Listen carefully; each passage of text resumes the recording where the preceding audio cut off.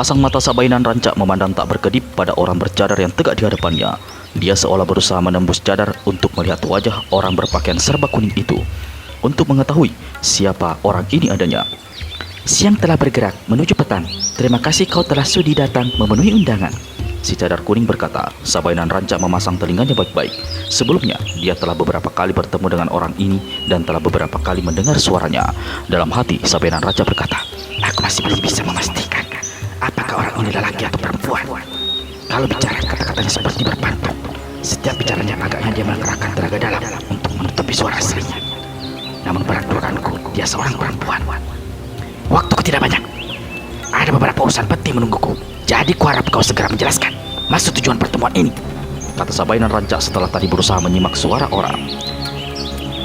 Sebetulnya ada 3 orang yang kuharapkan datang kemari, namun orang ketiga belum menunjukkan diri.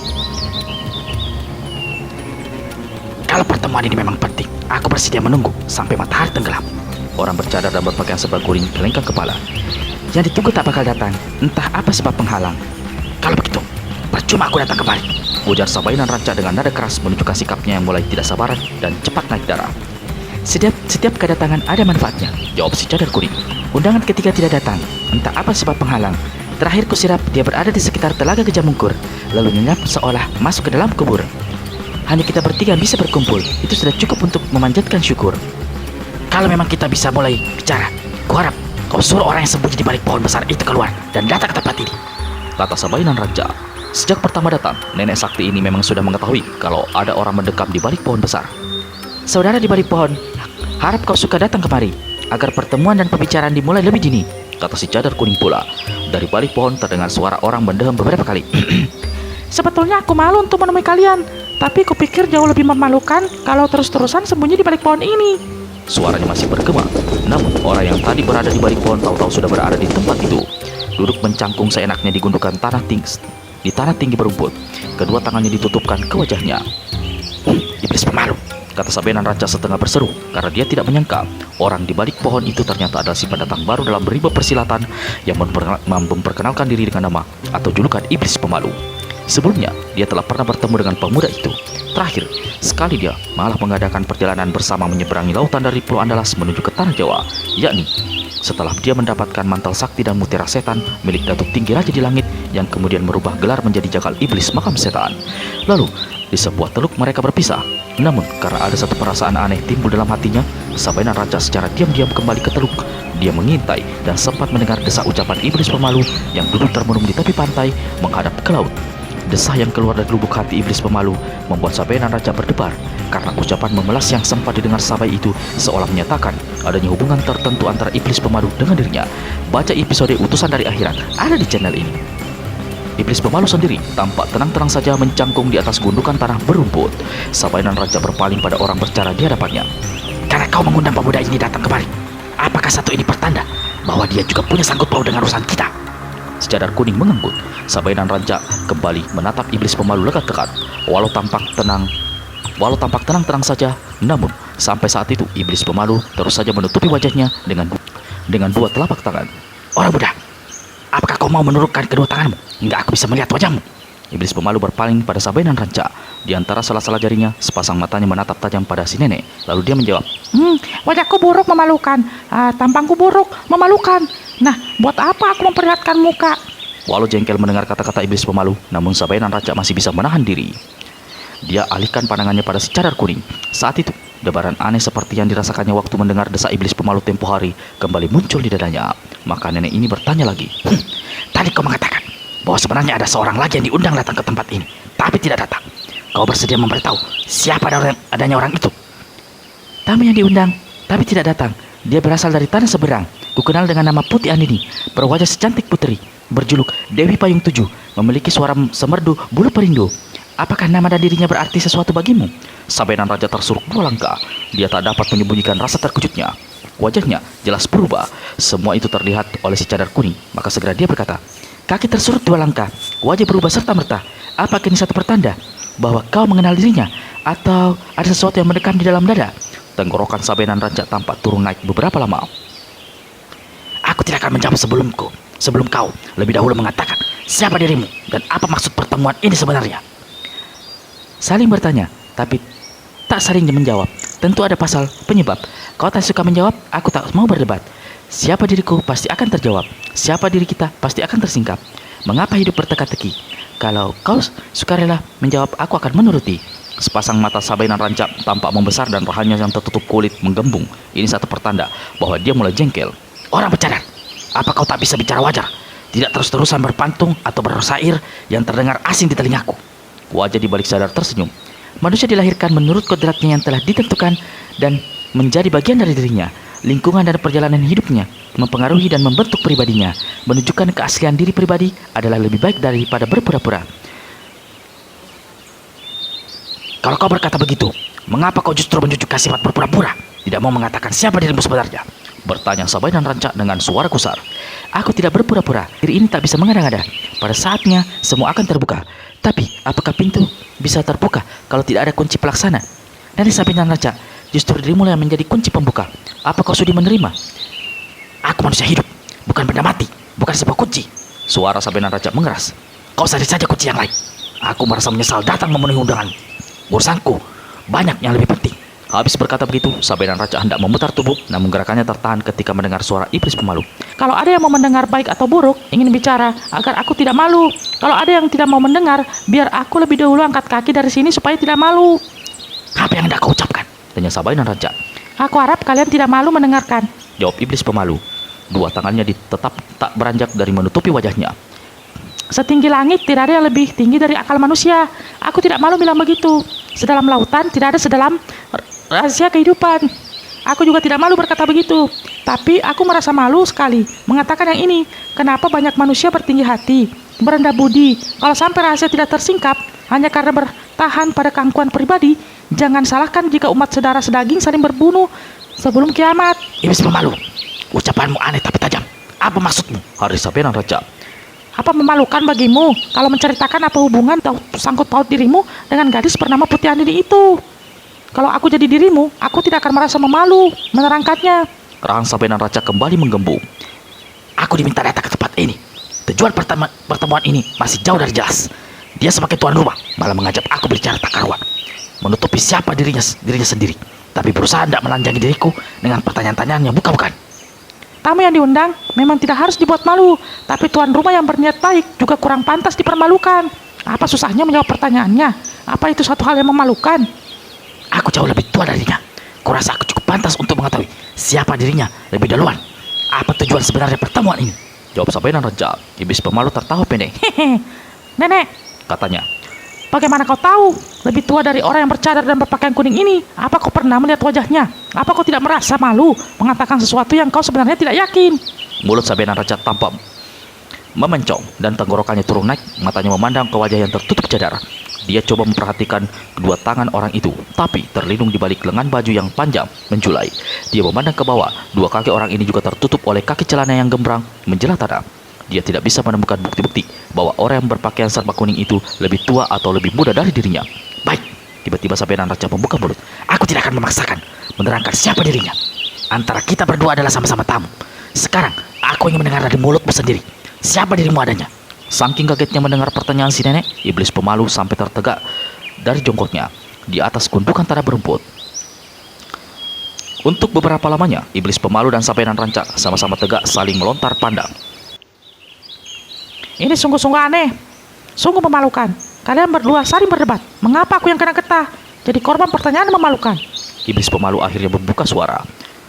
Jadi, seperti manusia bercadar gitu, kau juga tidak mau memberitahu siapa dirimu? Ujar Sabainan Rancak seraya dongakkan kepala sedikit dan rangkapkan dua tangan di depan dada. Bukan aku malu mengatakan siapa diriku, bukan aku malu menerangkan asal-usul diriku, tapi aku tidak mau mendahului tuan rumah. Aku ini merasa ini belum saatnya. Aku menduga ada orang lain yang lebih patut mengatakannya. Orang itu pasti tidak malu menjelaskan semuanya. Dia saksi yang punya 1000 bukti. Siapa orang yang kau maksud? Apa yang mau dijelaskannya? Tanya Sabainan Rancak dengan suara keras dan mata membelalak. Iblis membalut tak menjawab pertanyaan si nenek, melainkan berpaling pada orang bercadar kuning, lalu berkata, aku yakin kau pun merasa malu menjelaskan, karena belum saatnya. Kalian ini bicara apa? Membentak Sabainan Rancak. Aku diminta datang ke tempat ini. Setelah aku berada di sini, kalian bicara tidak karuan. Kalian semua orang-orang gila atau bagaimana? Mungkin sengaja memancing aku datang ke sini dengan maksud jahat tersembunyi. Jangan berani mempermainkan Sabainan Raja. Aku bisa membunuh kalian semudah aku membalikan telapak tangan. Habis berkata begitu, si nenek buka kancing mantel hitamnya satu persatu.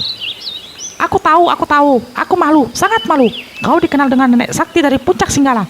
Malah sekarang kau mengenakan mantel sakti, membekal mutiara setan. Walau dua benda itu bukan milikmu, aku malu. Wajah Sabainan Raja berubah kelam. Dia bergerak mendekati iblis pemalu. Di jari tangannya terkepal. Orang yang bercadar cepat menghadang. Tak ada orang yang bicara tidak karuan. Jangan merasa dirimu dipermainkan. Siapa pula yang memancing dengan maksud jahat tersembunyi. Juga tak ada orang gila di tempat ini. Aku muak mendengar segala sajian pantumu. Aku malu melihat sikapmu, menukas iblis pemalu. Lalu dia berpaling pada si cadar kuning.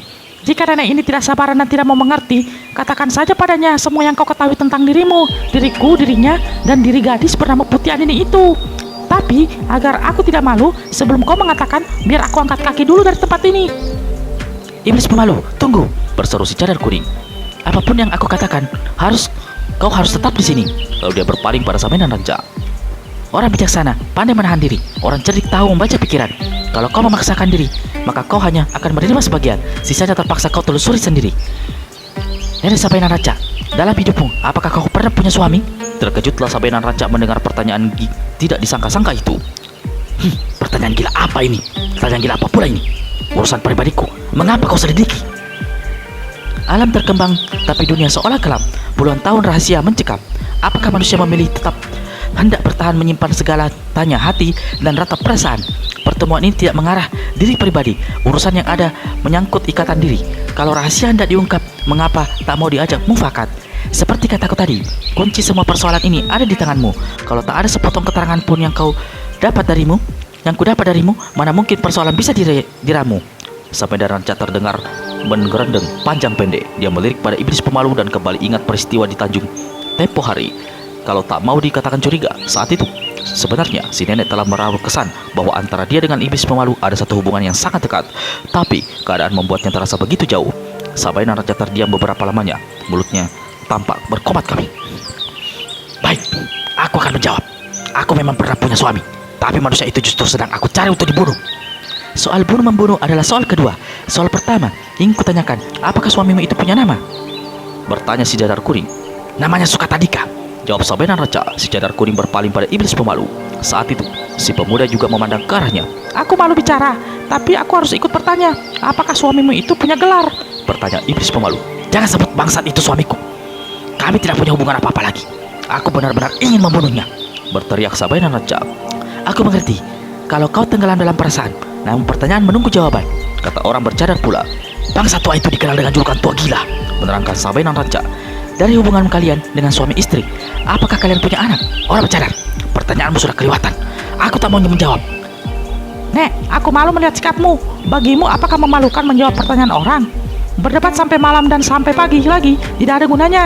Jika urusan mau cepat selesai, harap kau jangan berlaku memalukan. Jawab saja pertanyaan orang itu, karena kau nanti akan tahu apa tujuannya. Semua bukan untuk kebaikan kita saja, tapi juga beberapa orang lain yang tidak hadir di tempat ini. Ayo Nek, bersikaplah bijaksana, jangan memalukan begitu. Sabainan Raja menyeringai burung. Enak dan pandainya kau bicara. Kau sendiri, apa sudah pernah punya istri? Siapa nama istrimu? Apa kau juga punya anak? Siapa nama anakmu? Aku tidak mau menjawab. Aku belum punya istri, jadi tidak mungkin punya anak. Kalau aku belum kawin tapi punya anak, bukankah memalukan? Sabainan Raja tampak bersungut-sungut mendengar ucapan iblis pemalu itu. Dia ingat sesuatu. Waktu di tepian pantai dulu sebelum berpisah, ada suatu perasaan aneh yang membuatnya ingin memeluk iblis pemalu. Tapi orang itu menampik untuk dipeluk. Sepasang mata si nenek membesar. Kalau kau tidak punya istri, apa kau punya suami? Suara iblis pemalu tercekat. Tangan kirinya hampir saja diturunkan, saking kagetnya mendengar kata-kata si nenek. Namun dia cepat menguasai diri. Setelah tertawa cekikan, dia berkata, Sungguh ucapanmu memalukan. Aku seorang laki-laki mana mungkin punya suami. Memangnya aku ini manusia panci? Memalukan. Orang bercadar memberi isyarat agar iblis pemalu hentikan cawanya. Lalu dia berkata pada Sabainan Raja, Nenek Sabai, kuharap kau tidak berkeberatan memberikan jawaban. Dari perkawinanmu dengan Sukatadika alias tua gila, apa kau punya anak atau tidak? Harap jelaskan. Si nenek meludah ke tanah. Mukanya yang keriputan tampak berubah, berkerut. Menjijikan. Betapa bodohnya aku. Aku memang punya anak, satu perempuan. Untung cuma satu. Sabainan Raja kembali meludah melampiaskan perasaannya. Terima kasih kau memberitahu. Siapakah nama anakmu itu? Di mana gerangan dia sekarang? Anak itu sudah meninggal, mati tak lama setelah dia melahirkan. Sepasang mata orang bercadar menatap tajam pada Sabenan Raja, lalu dia berkata, malangnya nasibmu, malangnya nasib anakmu. Jika benar anakmu sudah berpulang, mana letak makamnya gerangan? Sabenan Raja tidak segera menjawab. Ia balas menatap dekat ke arah orang yang tertutup cadar. Pandangannya beradu dengan sepasang mata orang itu. Untuk kesekian kalinya, getaran aneh mendebari dada si nenek. Di mana makam atau kuburnya? Aku tidak pernah tahu. Nenek Sabai, kau yakin anakmu itu benar-benar sudah mati? Saya yakin kau melihat hitam di atas putih. Sabenan Raja terdiam sesaat. Terus terang, aku memang tidak pernah mengetahui di mana dia dimakamkan. Tapi yang jelas di Pulau Andalas. Jawaban meluncur tegas, seolah tak ada penyesalan ataupun rasa memelas. Bagaimana mungkin seorang ibu tidak tahu makam anak tercinta? Darah Sabenan Raja kembali naik mendengar ucapan orang ini. Kentara dari apa yang dikatakannya. Urusan diriku dengan kematian anakku. Apa sangkut pautnya dengan dirimu? Justru di situ lekat kunci rahasianya. Lebih banyak hal nyata yang terungkap, lebih cepat rahasia terbuka. Jawab orang bercadar. Kau belum menyebutkan siapa nama anakmu, Nek. Tak usah malu-malu mengatakan. Iblis pemalu membuka mulut. Orangnya sudah mati. Perlu apa diberitahu? Jawab Sabenan Raja jengkel. Harimau bisa mati, belangnya tetap tertinggal. Manusia boleh mati, rahasia hidupnya akan terus tertinggal. Terserah orang yang ditinggal. Apakah akan memberi manfaat atau mudarat? Katakan saja, Nek, tidak usah malu. Aku yakin nama anakmu tidak buruk, kata iblis pemalu pula. Sabenan Raja dongakkan kepala. Lama dia seolah menatap sesuatu di langit lepas dan di atas sana. Perlahan kepalanya ditundukkan. Kini dia seperti memandangi ujung kakinya sendiri. Lehernya yang keriput turun naik. Dadanya berdebar menahan gejolak. Sudah lama sekali dia tidak pernah menyebut nama itu. Kini, di saat dia hendak mengatakan, seolah dia hendak memuntahkan batu berapi dalam mulutnya. Nek, kau mau mengatakan atau tidak? Hari semakin sore, jangan malu. Makin cepat kau mengatakan, makin lekas kau terbebas dari tekanan batin. Sabenan Raja palingkan kepalanya ke arah iblis pemalu. Kau benar, katanya perlahan. Tekanan batin telah mendera hidupku selama lebih dari 60 tahun. Anakku itu bernama Adam Suri. Orang bercadar tiba-tiba putar tubuhnya. Kepalanya tertunduk dan sekujur tubuhnya tampak bergetar. Iblis pemalu mendongak ke langit. Dadanya tampak berguncang-guncang. Dari sela-sela jarinya ada tetesan air mengalir. Dia tidak malu menyebut nama anaknya. Orang bercadar, agaknya sekarang giliranmu nyingkap tabir dirimu sendiri. Nama sudah terucap jelas, namun perlu bukti tuntas. Nenek Sabai, kami inginkan satu bukti bahwa Adam Suri adalah anakmu pasti. Baru saja orang bercadar mengucapkan kata-kata itu, sekonyong-konyong ada suara lain menjawab. Tidak ada kepastian di dunia ini, kecuali maut. Lalu ada seseorang tubuh berkelebat. Dengan tegak, 5 langkah di hadapan Sabenan Raja, orang yang barusan datang ini keluarkan suara tawa membahana. Nah, Datuk Tinggi Raja di langit, seru Sabenan Raja dengan suara bergetar, lalu tersurut sampai 3 langkah. Salah, gelarku sekarang adalah Jagal Iblis Makan Setan. Walau Sabenan Raja adalah orang yang paling terkejut, namun iblis pemalu dan orang bercadar kuning tak kalah kaget serta ngerinya. Makhluk satu ini pasti muncul meneruskan urusan waktu di pantai. Memalukan, membatin iblis pemalu. Si cadar kuning walau tampak tenang dan tak bergerak, namun hatinya tak menjadi enak. Pertemuan telah kuatur lama. Munculnya makhluk berhala ini akan merusak suasana. Rahasia besar belum sempat tersingkap. Keadaan bakal bertambah gelap. Begitu si cadar kuning membatin, dia tak dapat memastikan apakah sosok di depannya ini manusia atau hantu lembah. Seperti si cadar kuning, Sabenan Raja juga sangat gelisah. Kurang ajar. Malu celaka ini bisa muncul di tempat ini, ujar Sabenan Raja dalam hati. Urusan besar masih gelap. Kemunculan akan membuat perkara jadi kapiran. Diam-diam, dia menjadi tegang karena sebelumnya dia telah menyaksikan sendiri keganasan sepasang kaki Kak Sakti yang pernah menjadi momok nomor 1 dalam rimba persilatan di Pulau Andalas itu. Malu celaka memalukan. Busuknya seperti lubang kakus, membatin iblis pemalu. Dia tertekap mukanya erat-erat dengan kedua tangannya, sedang dua matanya memandang melotot. Jari-jari kelingking dibengkokkan untuk menutupi lubang hidung. Orang ini tegak seperti manusia biasa adanya. Kakinya berada di atas, sedang yang menjejakkan tanah adalah 2 telapak tangannya. Tubuhnya kurus kering, menebar bau busuk dan terbungkus oleh pakaian penuh robek nyaris hancur. Wajahnya yang seram dengan 2 rongga matanya terpuruk. Taring dan gigi besar mencuat. Wajahnya yang cekung di kedua pipi, sebagian tersembunyi di balik kelebatan kumis, janggut, cambang baut, dan rambut panjang kotor riap-riapan. Yang menambah kengerian pada sosok orang ini adalah sepasang kakinya. Sepasang kaki itu sebatas lutut ke bawah, sampai ke ujung jari-jari kaki berwarna putih menggidikan karena hanya tinggal tulang, tak terlapis daging atau kulit sedikit pun.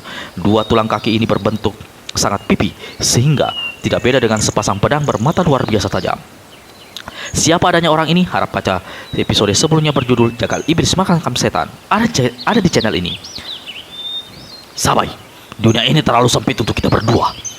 Orang yang mengaku berjuluk Jagal Iblis Makam Setan berkata dengan suara keras membahana. Setiap mulutnya terbuka, rambut janggut kumis dan menutupi wajahnya bersibak, melambai bergoyang-goyang. Karena itu, kematian tak terelakkan menjadi bagianmu. Namun sebelum kau mampus, harap kau segera meninggalkan mantel sakti dan menyerahkan padaku. Juga mengembalikan sekantong mutiara setan milikku. Kau tidak tuli, kau mendengar, jadi jangan mengumbar berbagai dalil. Sabenan raja tampak tegang sesaat. Begitu dia bisa menguasai diri, pakai serangai buruk tersungki di mulutnya. Dari hidungnya keluar suara mendegus. Makhluk busuk combat camping. Aku maklum otakmu tidak wajar, tidak waras. Jadi tidak salah kalau kau sampai kesasar dan bicara ngaco di tempat ini. Jagal Iblis Makam Setan yang dulunya adalah seorang tokoh silat golongan hitam di Pulau Andalas, dikenal dengan julukan Datuk Tinggi Raja di Langit, tertawa gelak-gelak. Sepasang kakinya yang tinggal tulang memutih, segoyang-goyang hingga mengeluarkan suara angker bersiuran. Untuk lebih jelas siapa adanya Datuk Tinggi Raja di Langit, riwayatnya bisa dibaca dalam serial berjudul Makam Tanpa Nisan, ada di channel ini. Sabenan Raja, belum mampus kau sudah jadi setan penasaran yang bicara tak karuan. Tadi aku sudah bilang, jangan berusaha mencari dalih. Lekas kau serahkan barang-barang milikku, mantel sakti dan mutiara setan. Atau mungkin kau ingin aku mengambil dua benda itu setelah kau menjadi mayat tak berguna. Si nenek kembali keluarkan suara mendegus. Kau bukan saja bicara melantur, tapi juga pembohong dan pembusuk. Apa kau lupa? Mantel sakti dan mutiara setan kau serahkan padaku dengan ikhlas. Sebagai ganti, balas aku mengeluarkan dirimu hingga bebas dari pendalaman kuburan batu. Sekarang kau bukan saja mengungkit-ungkit kisah yang sudah basi, tapi juga mengumbar cerita palsu. Aku tidak segan-segan mengembalikan mutiara saktimu, mantel saktimu. Tapi mungkin kau tidak punya kesempatan. Mantel sakti ini akan menghancurkan tubuhmu yang kurus kering sebelum kau sempat menyentuhnya. Habis berkata begitu, Sabenan Raja membuat gerakan seperti hendak membuka mantel yang dikenakannya. Begitu, alangkah hebatnya. Jagal Iblis Makam Setan tertawa terkekeh. Kakinya kembali digoyang-goyangkannya. Benar-benar memalukan. Semua jangan ada yang berani bergerak. Tiba-tiba iblis pemalu berteriak. Kepala Jagal Iblis Makam Setan yang tergantung di antara kedua tangan yang menjejakkan tanah berpaling. Pemuda berotak miring, kau juga ada di sini rupanya. Sudah terniat oleh otak bodohmu akan ikut mampus bersama nenek calon baka itu. Memalukan. Bisa tahu apa-apa, enak saja bilang aku gila bertak miring. Kau sendiri mungkin lahir kurang hari hingga hidup, kaki ke atas, kepala ke bawah. Manusia sepertimu biasanya lahir tanpa biji. Kalau berak pasti dari mulut, bukan dari anus. Memalukan sekali. Merah padam tampang Jagal Iblis Makam Setan. Dari tenggorokannya keluar jeritan melengking. Tubuhnya melesat ke udara ketika turun lagi ke tanah. Maka dia berdiri. Bagaimana wajahnya, yakni dengan dua kaki menginjak tanah. Kini wajahnya terlihat jelas. Seram angker menggidikan. Pemuda anjing, kau pasti terlahir dari bapak iblis dan ibu setan, bentak Jagal Iblis Makam Setan. Iblis pemalu keluarkan suara bersiul, tertawa dan gelak-gelak. Kalau iblis dan setan bisa kawin, sungguh memalukan. Apakah kau pernah melihat setan dan iblis berhubungan badan? Kalau kau mampu melihat, berarti kau bukan manusia, tapi anak hantu yang keluar dari pantat setan. Jahanam, jaga lehermu! Tidak Jagal Iblis Makam Setan. Tubuhnya melesat ke udara. Seperti tadi, kepalanya kembali berada di sebelah bawah dan dua kaki mengapung di udara. Manusia angker ini keluarkan suatu pekikan dahsyat. Bersamaan dengan itu, tubuhnya melesat ke arah iblis pemalu. Dua kakinya laksana gunting raksasa berkiblat mengeluarkan cahaya mengkidikan, membuat gerakan memancung. Yang diarah adalah batang leher iblis pemalu. Gerakan serangan ini bukan saja aneh, tapi luar biasa cepatnya.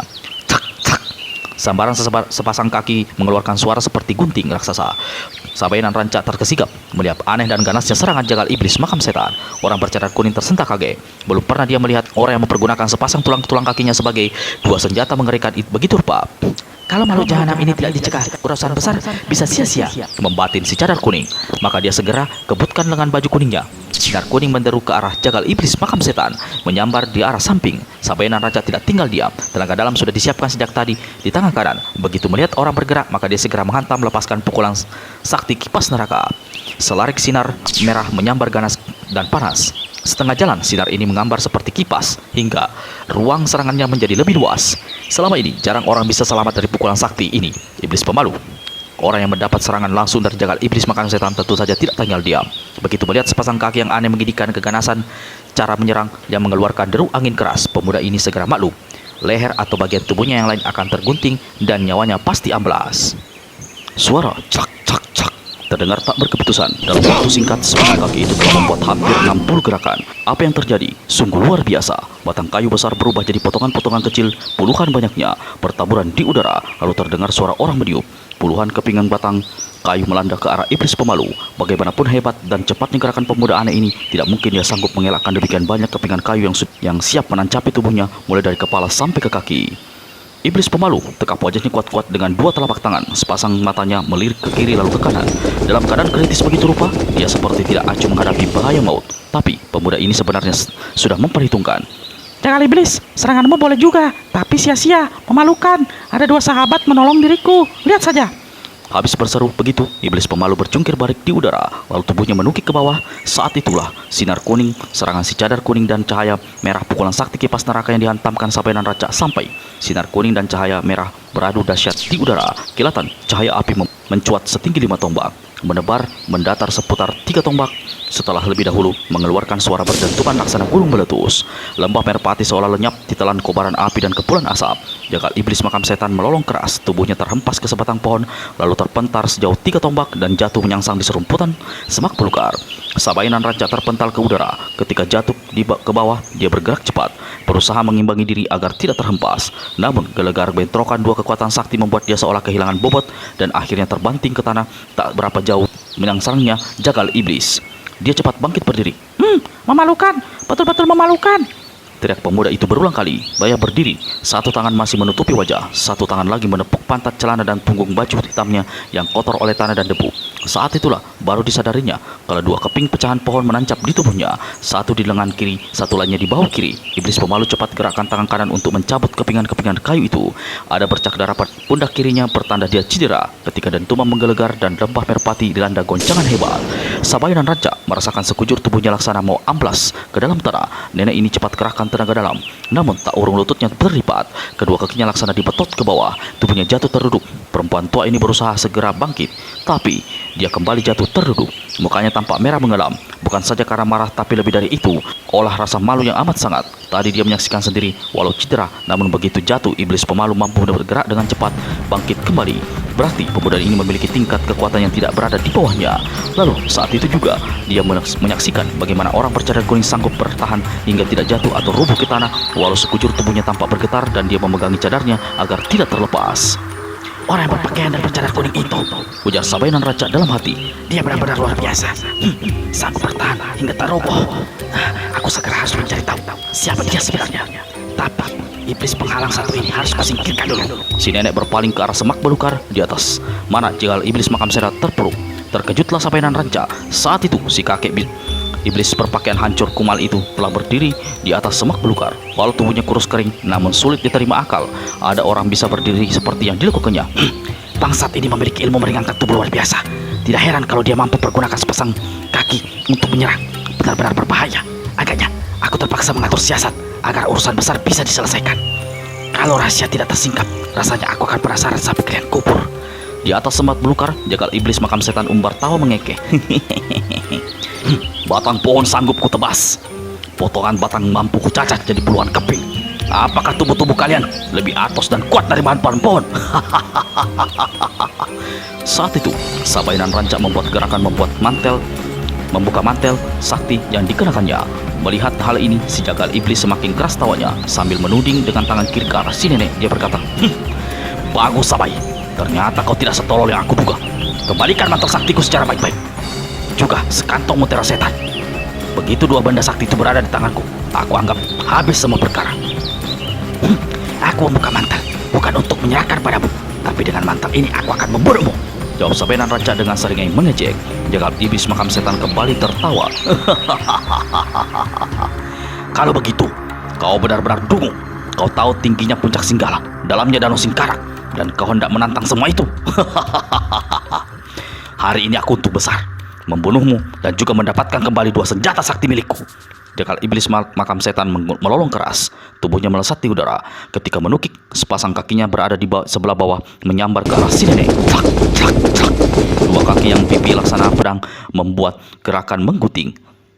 Tahan, Tiba-tiba Sabainan Raja berseru sambil angkat tangan kanannya pertanda bahwa setiap saat tangan itu serta-merta bisa menghantam pukulan sakti kipas neraka. Di udara, jagal iblis membuat gerakan berjungkir balik. Di lain kejap, dia tahu-tahu sudah berdiri 2 langkah dari hadapan. Sabainan Raja membuat telapak tangan menjejak ke tanah, sedang sepasang kaki yang berada di atas menyilang di atas pundak kiri kanan Sabainan Raja. Sekali tulang kaki itu berbentuk pedang itu membuat gerakan menggunting, maka tak ampun lagi amblaslah leher si nenek terpancung. Si nenek tegak laksana patung, tak berani bergerak, bahkan mungkin juga tak sanggup bernafas lagi. Mukanya yang keriputan sepucat kertas. Tangan kanannya memancarkan sinar merah, tapi dia tidak membuat gerakan apa-apa untuk melepaskan pukulan kipas neraka. Sebabnya, jika gerakan menghantam didahului oleh lawan, maka putuslah lehernya. Iblis memalu geleng-gelengkan kepala. Aku malu, benar-benar malu. 2 kaki di atas bahu, 1 nyawa siap melayang. Di tempat lain, si cadar kuning walaupun tersentak dan apa yang terjadi di depan matanya dan telah menyiapkan pukulan sakti di kedua tangannya, namun tak berani membuat gerakan dan dalam hati dia membatin, aku bisa membunuh kakek jahanam itu, tapi apakah mungkin selamatkan nyawa nenek satunya itu? Jakal iblis makan setan tertawa panjang lalu keluarkan suara seperti lolongan anjing. Di langit, sang surya mulai menggelincir menuju ufuk tenggelam. Keadaan di lembah redup digantung ketegangan. Tiba-tiba jakal iblis hentikan tawanya, lalu dari mulutnya keluar bentakan. Sabai, hari ini aku benar-benar bernasib buruk. Sebelum lehermu kujagal, katakan, apa mau? Aku seorang yang memegang janji. Bagaimana dirimu? Si nenek ajukan pertanyaan.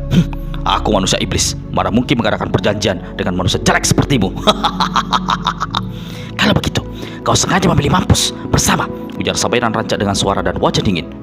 Apa maksudmu? Hardik jagal iblis makam setan Soraya melirik ke tangan kanan Sabainan Raja yang saat itu semakin keras memancarkan cahaya merah. Maksudku, silakan saja menebas batang leherku, tapi apa kau bisa selamat dari pukulan kipas neraka di tangan kananku? Si nenek tertawa cekikikan. Kini jagal iblis yang jadi tercekak, keningnya mengerit, dagunya bergerak-gerak, janggut kumis dan rambutnya yang terjulai ke tanah bergoyang-goyang. Kepala jahanam, apa kau kira aku takut mati?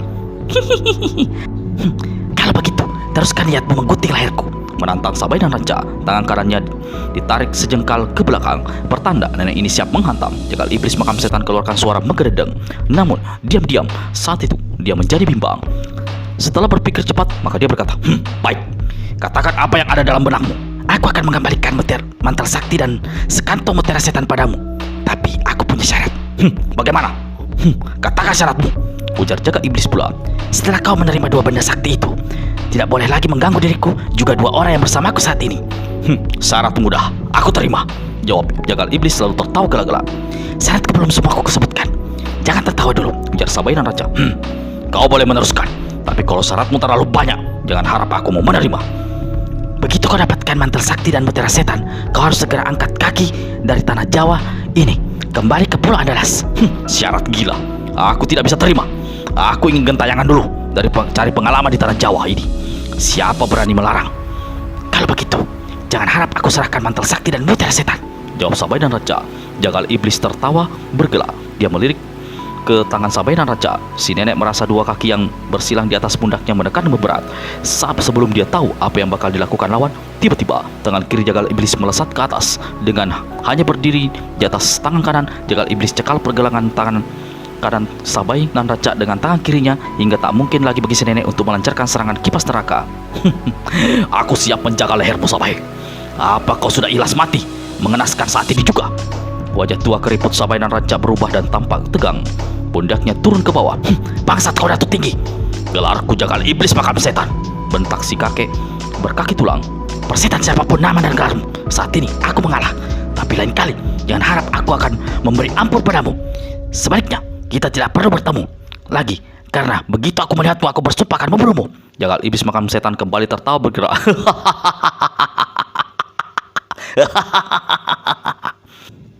Nenek Sabai, tindakanmu memalukan sekali. Jangan serahkan mantel dan mutiara setan itu, berteriak iblis pemalu ketika dilihatnya si nenek menganggalkan mantel sakti dan mengeluarkan sebuah kantong kain dari balik pakaiannya.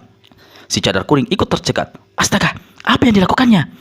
Apa tidak lagi di benak dalam kepala? Memberi 2 senjata itu sama saja menciptakan 2 musuh celaka.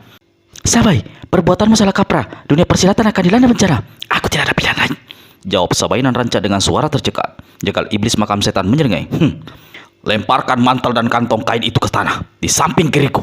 Sabainan Ranca ikuti perintah orang. Mantel sakti dan kantong berisi mutiara setan dijatuhkannya ke tanah. Satu langkah di samping kiri si kakek. Aku malu. Teriak iblis pemalu.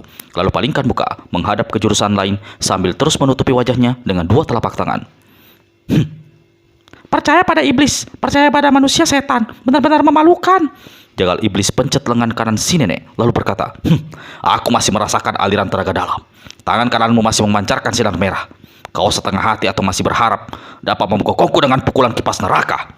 Si nenek pelototkan matanya. Jagal iblis balas membelalak. Akhirnya, Sabainan Ranca terpaksa hentikan aliran tenaga dalam ke tangan kanan. Bersama dengan itu, sinar merah yang memancar di tangan itu perlahan-lahan meredup dan akhirnya lenyap sama sekali. Bagus, ujar Jagal iblis. Perlahan Jagal iblis turunkan kedua kakinya, masih mencekal tangan kanan si nenek. Dia berjungkir balik hingga kedua kakinya kini menjejakkan tanah. Sambil menyeringai, dia berkata, kau boleh pergi sekarang, Sabai. Iblis akan kembali ke iblis. Setan akan kembali menjadi setan. Itu bagian kelak, sahut Sabainan Ranca, lalu sentakkan tangan kanannya dari cekalan orang. Sabainan Ranca membalik dengan cepat. Dia memberi isyarat pada si cadar kuning dan iblis pemalu. Lekas ikuti aku, bisiknya. Iblis pemalu sesaat meragu. Pemuda ini memandang pada si cadar kuning. Orang yang dipandang goyangkan kepalanya. Ketiga orang itu akhirnya berkelebat meninggalkan lembah Merpati. Di satu tempat, Sabainan Ranca hentikan larinya. Aku tak punya waktu lama. Kita berpisah di sini. Tapi urusan belum selesai. Rahasia besar masih mengambang. Jangan tinggalkan jurang menghalang. Bicara dulu agar badan tak sansai. Sansai dalam artinya menderita, berkata si cadar kuning. Aku malu. Cadar kuning, apa kau tidak malu? Nenek satu ini agaknya tidak malu. Jangan bicara seperti itu. Aku tahu urusan belum selesai. Rahasia masih mengambang. Aku meminta agar kita bertemu lagi dalam waktu dekat. Teruskan pembicaraan. Bagaimana? Aku ingin jawab kalian. Cepat. Ada apa dengan dirimu sebenarnya? Kau menyerahkan mantel sakti dan mutiara setan begitu saja. Kini meneruskan bicara pun tak sudi. Sungguh tidak terpuji. Orang bercadar, aku yang jawab. Apa kau mau mengadakan pertemuan lagi atau tidak? Kalau tidak, peduli setan dengan segala rahasia hidup di antara kita. Kalau itu pintamu, kita bertemu lagi 2 hari di muka di tempat yang sama, berucap si cadar kuning. Lembah Merpati, tanya Sabainan Ranca. Betul sekali. Oi, tempat tadi. Tolong sekali. Orang akan mudah mencari dan menjebak kita di tempat itu, kata Sabainan Ranca pula. Si cadar kuning gelengkan kepala. Itulah rahasia hidup. Seseorang tak akan mencari di tempat yang sama. Karena itu tidak pernah akan terduga siapa yang akan memperhatikan bunga kuncup. Sabainan Ranca terdiam. Kau benar, katanya perlahan. Nenek ini tiba-tiba palingkan kepalanya ke kiri. Dia datang. Lekas lari berpencar. Jangan membuat malu menyuruh lari. Dia siapa yang datang? Tanya iblis pemalu. Jangan bertanya. Lari saja sekarang. Cepat.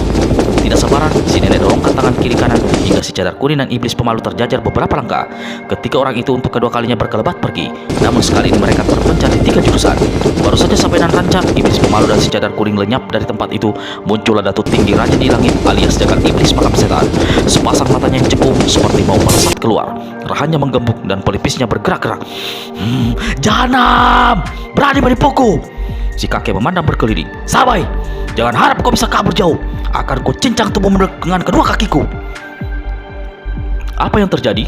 Tak lama setelah Sabainan Ranca, si cadar kuning dan iblis pemalu meninggalkan lembah Merpati. Dengan cepat Jagal Iblis mengambil mantel sakti dan kantong berisi senjata rahasia berupa mutiara hitam yang tadi dicampakkan Sabainan Ranca di tanah. Begitu memegang mantel hitam, si kakek ini merasakan ada kelainan. Dia sibakkan rambut yang menjulai menutupi wajah, lalu memperhatikan mantel hitam itu dengan mata mendelik. Beberapa kali mantel itu dikembangkan dan dibolak-balikan. Enteng. Mantelku tidak seringan ini, ujar Jagal Iblis. Kembali mantel sakti itu dibolak-baliknya, lalu diciumnya berulang kali. Masih kurang percaya, dia lalu kerahkan tenaga dalam dan kibaskan mantel sakti ke arah sebatang pohon. Tidak terjadi apa-apa. Keparat jahanam, mantel palsu. Aku kena tipu, teriak Jagal Iblis menggeledak. Mantel hitam yang dipegangnya dibantingkan di tanah. Dia keluarkan kantong kain dari balik pakaiannya yang kumal, hancur. Isinya dituangkan ke telapak tangan kanan. Sepasang matanya mendelik semakin besar. Lalu kembali terdengar kutuk serapanya. Bangsat, mutiara ini juga palsu. Sekali dia meremas, butiran-butiran hitam dalam genggamannya hancur luluh. Benda itu ternyata hanyalah butiran-butiran tanah diberi lapisan warna hitam berkilat. Kita tinggalkan dulu Jagal Iblis Makam Setan yang berada dalam keadaan marah luar biasa karena ditipu oleh Sabainan Ranca. Kita kembali pada Putih Andini yang berada di dasar telaga Gajah Mungkur di satu tempat aneh penuh rahasia bernama Liang Akhirat. Seperti diceritakan episode sebelumnya, Liang Lahat Gajah Mungkur ada di channel ini. Saat itu, atas perintah Kiai Gede Tapa Pamungkas, bocah aneh bernama Naga Kuning terpaksa menjergap Putih Andini dan melemparkannya ke dalam lubang liang lahat. Tentu saja Putih Andini tidak tinggal diam. Begitu naga kuning berkelebat ke arahnya, dia segera menghantam dengan satu pukulan tenaga kosong mengandung tenaga dalam tinggi. Naga kuning merasakan satu dorongan angin keras menahan gerakannya hingga sesaat dia terpentang dengan tangan terkembang. Putih Andini tidak memberi kesempatan, dia terus merangsak ke depan. Tangan kanannya kembali bergerak, kali ini memukul ke arah si bocah. Yang di arahnya adalah tangan kanan naga kuning yang cedera dan diikat dengan secari kain. Tapi si anak tidak bodoh, tubuhnya berkelebat ke samping, kakinya menjegal ke arah kaki si gadis. Putih Andini jatuh tertelungkup ke lantai ruangan. Gadis ini menggeram parah. Dia cepat melompat bangkit. Namun belum sempat tahu-tahu tengkuknya bajunya telah dicekal orang. Dia memukul ke belakang, tidak kena. Dia berpaling. Ternyata yang mencekalnya adalah anak yang berpakaian hitam itu. Sulit dipercaya, naga kuning yang bertubuh kecil itu sanggup mencekal baju, mengangkat Putih Andini dan menenteng gadis itu menuju lubang besar. Maafkan aku terpaksa melemparkanmu ke dalam liang lahat. Aku hanya menjalankan perintah, berucap naga kuning setengah berbisik. Anak setan, kau mau saja diperintah berbuat keji, berarti kau sama jahatnya dengan bangsa tua itu. Sembur Putih Andini. Lalu dia memutar badannya. Kedua kakinya ditekankan ke pinggiran liang lahat. Salah satu tangan menggepal ke balik punggung naga kuning. Kau malah mau melemparkan aku ke dalam liang lahat? Silakan saja, tapi aku ingin kau ikut bersamaku. Naga kuning tersikap kaget. Ketika dia hendak melemparkan si gadis ke dalam liang lahat, tangan kanan Putih Andini menggelung tubuhnya dengan keras. Kalau dia teruskan niatnya melempar gadis itu, niscaya tubuhnya akan ikut amblas masuk ke dalam liang lahat. Selagi anak itu berada dalam keadaan bingung, begitu rupa Putih Andini pergunakan tangan kirinya untuk menggebuk. Jotosan tangan kirinya mendarat telak di perut naga kuning hingga anak ini mengeluarkan suara seperti orang muntah. Tapi anehnya, wajahnya kemudian tampak tersenyum. Lalu terdengar anak ini berbisik, "Ayo pukul lagi, hantam tubuhku sejadi-jadinya, cepat lakukan." Putih Andini tak bisa berpikir apa maksud naga kuning berkata begitu. Dia kemudian memang menghujani anak ini dengan pukulan tangan kiri, 2 hantaman di kepala, 4 di dada, dan 2 lagi di perut. Semua itu dilakukannya bukan karena mendengar kata-kata naga kuning, tapi karena takut kalau dirinya benar-benar dilemparkan masuk ke dalam liang lahat, di mana tadi dia melihat seekor naga raksasa masuk dan menghilang di dalam lubang. Naga kuning keluarkan keluhan panjang, sepasang matanya membeliak berputar-putar. Anak ini terkulai lalu roboh di lantai. Anak jahat, silakan kau masuk ke dalam lubang lebih dahulu. Putih Andini angkat tubuh naga kuning lalu melangkah mendekati liang lahat. Sesaat lagi, tubuh naga kuning siap dilemparkan ke dalam lubang itu. Tiba-tiba, satu cahaya menyilaukan berkiblat. Putih Andini terdorong 5 langkah. Tubuh naga kuning terlepas dari cekalannya. Dia sendiri kemudian jatuh terduduk di lantai ruangan. Belum sempat bernafas, dia dikejutkan oleh melesatnya satu tangan aneh yang sangat panjang. Tangan ini menjambak rambut, lalu sekali tangan itu bergerak, tubuhnya terlempar masuk ke dalam liang lahat. Putih Andini menjerit setinggi langit. Cucu Sabainan Ranca ini berusaha menggapai pinggiran lubang. Dia berhasil, jari-jari tangannya mencengkram tepi batu liang lahat. Namun daya lontar lemparan tubuhnya kuat sekali. Pinggiran batu liang lahat gompal besar. Tak ampun lagi, sosok Putih Andini jatuh masuk ke dalam lubang besar dan gelap. Sekali lagi terdengar jeritan mengerikan, gadis itu menggelegar di santero langit liang akhirat. Sesaat setelah lama jeritan, Putih Andini lenyap ditelan dalamnya liang lahat. Di atas makam putih, sosok Ki Agede Tapa Pamungkas serangkapkan kedua tangan di depan dada, menatap tajam pada anak yang tergeletak di lantai batu pualam. Naga kuning, jangan berpura-pura pingsan. Sikap perbuatanmu akhir-akhir ini sangat mengecewakan diriku. Sosok naga kuning tidak bergerak, tapi mata kiri anak ini terbuka sedikit, melirik ke arah sosok sang kiai yang korong disebut sebagai setengah manusia setengah roh itu. Kalau kau tidak mau bangun sendiri, mungkin perlu aku meminta bantuan makhluk api dan neraka. Begitu selesai berucap, terdengar suara mendesis keras disusul dengan satu letupan. Ruangan yang tadinya sejuk itu mendadak sontak menjadi sangat panas. Kobaran api aneh menerangi ruangan. Kobaran api ini membentuk sosok makhluk tinggi besar yang bergoyang dan menjilat kian kemari. Melihat makhluk api ini, kejutlah naga kuning. Anak ini segera bangkit dan duduk bersila sampai melangkapkan kedua tangan menghadap Ki Agede Tapa Pamungkas. Mukanya bencat-bencut akibat pukulan Putih Andini. Maafkan saya, Kiai, kata naga kuning seraya merunduk dalam-dalam. Sosok aneh bernama makhluk api liang neraka lenyap. Tempat itu kembali terasa sejuk. Naga kuning, kau sengaja berpura-pura mengalah. Mengapa kau lakukan itu? Maafkan saya, Kiai. Saya memang salah. Hati saya mengalahkan pikiran, sanubari saya mengalahkan perintah. Saya tidak tega membunuh gadis itu. Siapa yang menyuruhmu membunuh? Aku hanya memerintahkanmu melemparkannya ke dalam liang lahat. Saya mengerti, Kiai, tapi kita sama-sama tahu masuk ke dalam liang lahat sama saja masuk ke dalam lubang liang kematian. Lubang itu seolah tidak memiliki dasar. Di dalam sana ditunggu oleh sepasang naga sakti yang tidak ingin diganggu. Apa kau pernah masuk ke dalam liang lahat hingga kau punya kesimpulan seperti itu? Memang saya belum pernah masuk, Kiai, tapi 9 tokoh yang pernah saya lemparkan ke dalam lubang itu atas perintah Kiai sampai saat ini tidak pernah terdengar lagi kabar beritanya. Mereka orang-orang tambak berdosa. Mengapa Apa mereka diambil sebagai perbandingan? Apa jawabmu? Saya mengaku salah, Kiai. Saya tidak berani menjawab lagi, ujar naga kuning. Kau memiliki ilmu paus putih yang bisa membuatmu memulai jin tak sanggup dicekal, tak bisa dipegang. Tapi ketika gadis itu tadi hendak melempar kamu ke dalam liang lahat, ilmu itu tidak kau keluarkan. Kau seolah pasrah dibunuh begitu. Saya tidak bisa menjawab, Kiai. Saya mengaku salah. Jangan dusta, naga kuning. Kau menyembunyikan sesuatu di lubuk hatimu. Saya tidak menyembunyikan apa-apa, Kiai. Kau dusta, jelas kau dusta. Kau menyukai gadis itu. Kau terpengaruh oleh keputihan tubuhnya yang tersingkap di balik pakaian merahnya yang tercabik. Pikiran saya tidak sampai ke situ, Kiai. Saya tahu siapa diri saya. Saya hanya tidak tega. Saya merasa kasihan karena sebenarnya gadis itu tidak bersalah. Dia masuk ke tempat terlarang ini atas perintah kakeknya. Perintah itu disertai pula dengan hasrat untuk menolong seseorang pendekar yang tengah ditimpa musibah. Pendekar mana yang konon akan menjadi penyelamat dunia persilatan. Saya mengaku salah. Saya siap menerima hukuman.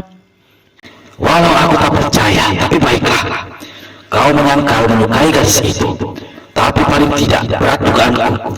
Kau telah memandu gadis itu hingga berhasil masuk ke tempat ini. Menjejakkan kaki di tempat ini bagi orang luar merupakan satu tantangan besar. Maut tantangannya. Apalagi kalau dia sampai mengetahui dan mencari pedang naga suci 212. Naga kuning terdiam mendengar ucapan Kiai Gede Tapa Pamungkas itu. Dalam hatinya, bocah yang sesungguhnya berusia lebih dari 100 tahun ini berkata, Kiai tidak mempercayai, percuma saja membela diri. Maka anak ini lantas berucap, saya mengaku salah, Kiai. Saya siap menerima hukuman. Kau mengakui kesalahan, bagus. Hukuman memang tak bisa kau hindarkan. Lekas kau berdiri dan tegak di bawah dinding batu setengah lingkaran. Tempelkan tubuhmu bagian belakang ke dinding batu itu. Naga kuning segera berdiri, lalu melangkah memutari liang lahat, hingga akhirnya dia tegak membelakangi dinding batu tinggi setengah lingkaran. Anak ini tempelkan kepala dan badannya serta kakinya ke dinding batu ini. Di hadapannya, dilihatnya Ki Gede Tapa Pamungkas mengangkat tangan kanan, selarik sinar putih menyambar. Terdengar suara satu letusan keras disertai mengepulnya asap putih. Ketika asap sirna, kelihatanlah tubuh naga kuning melesat masuk ke dalam dinding batu seolah menempel jadi satu. Naga kuning, kau akan tetap berada di tempat itu sampai ada orang yang menolongmu. Selama 100 tahun tidak ada yang menolong, berarti 100 tahun kau bakal menerima nasib malam. Aku masih berbelas hati. Walau kau kaku seolah berubah jadi batu, tapi kau masih bisa bernafas dan masih bisa berdengar serta berbicara. Saya mengaku salah, Kiai. Maafkan saya, tapi saya tidak menyangka Kiai akan menjatuhkan hukuman begini rupa, kata naga kuning dalam suara perlahan dan bernada sedih penuh penyesalan. Ki Gede Tapa Pamungkas tampaknya tidak terpengaruh oleh ucapan naga kuning. Dia angkat tangan kanannya sekali lagi, sinar putih kembali berkiblat, disusul letusan berkali keras. Kali ini tak ada kepulan asap putih, tapi ada suara menggemuruh. Kiai, jerit naga kuning. Dinding batu setengah lingkaran secara aneh bergerak turun memasuki liang lahat hingga akhirnya lenyap bersama tubuh naga kuning. Putih Andini merasa ngeri mendengar jeritannya sendiri. Tubuhnya melayang dalam liang gelap. Udara sepanjang lubang tempatnya melayang jatuh menebar hawa aneh membuat nafasnya menggap. Gadis ini pegangi kepalanya erat-erat. Dia tidak tahu akan berada berapa lama dia melesat jatuh begitu rupa, namun dasar lubang tak kunjung sampai. Kalaupun akhirnya dia menyentuh dasar lubang, pasti dia tidak mengetahui lagi, karena saat itu kepalanya akan hancur dan tubuhnya remuk tak karuan. Sekujur tubuh gadis ini dibalut hawa dingin. Dia masih terus berteriak sampai suaranya parau dan tenggorokannya sakit. Beberapa kali dia menggerakkan kaki dan tangan berusaha menggapai sesuatu, namun dia tidak bisa menggapai apa-apa. Usahanya agar bisa melayang jatuh dengan kaki kanan ke bawah pun tidak berhasil. Makin jauh masuk ke dalam liang lahat, makin tak sanggup gadis ini berpikir lagi. Yang bisa dilakukannya hanyalah menjerit dan menjerit parau. Pada puncak rasa takut, kesadarannya mulai lenyap. Dua tangannya yang diletakkan di atas kepala terkulai ke bawah. Tak dalam keadaan seperti itu, dia sama sekali tidak mengetahui kalau saat itu di sebelah bawah ada satu titik putih yang lambat berubah menjadi cahaya terang.